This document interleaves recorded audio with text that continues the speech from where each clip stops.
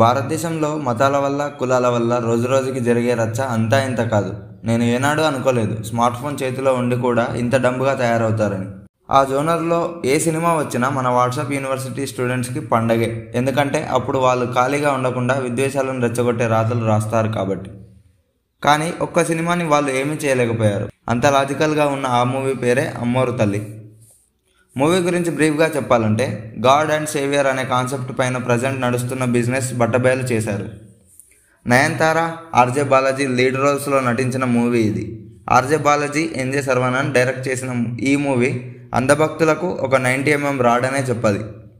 మూకుత్తి అమ్మన్గా తమిళ్లో రిలీజ్ అయ్యి హిట్ కొట్టిన ఈ మూవీని తెలుగులో అమ్మోరు తల్లిగా డబ్ చేశారు. ఇక స్టోరీ చూసుకుంటే, ఏంగిల్స్ ఒక న్యూస్ ఛానల్లో రిపోర్టర్. అప్పటిదాకా ప్రశాంతంగా ఉన్న తన లైఫ్లోకి వాళ్ళ కులదేవత అయిన అమ్మోరు తల్లి ప్రత్యక్షమయ్యి తను అడిగినవన్నీ ఇవ్వడం మొదలెడుతుంది. మనోడు మిడిల్ క్లాస్ కాబట్టి ఫ్రీగా వస్తున్నాయని దేన్ని వదలడు. కానీ ఆ దేవత చాలా పెద్ద అవసరంతోనే మనోడి దగ్గరికి వచ్చిందని తెలుసుకోలేడు పాపం. మరి ఇంతకీ ఆ అవసరం ఏంటి, దేవత అవసరం తీర్చేంతగా మనోడి దగ్గర ఏముంది అనేది మూవీలో చూడొచ్చు. సినిమాటిక్ ఎలిమెంట్స్ అన్నీ బాగున్నాయి. అవే story, screenplay, direction, music and బీజిఎంలు. స్టోరీని ఆడియన్స్కి కన్వే చేయడంలో మంచి సక్సెస్ సాధించారు డైరెక్టర్.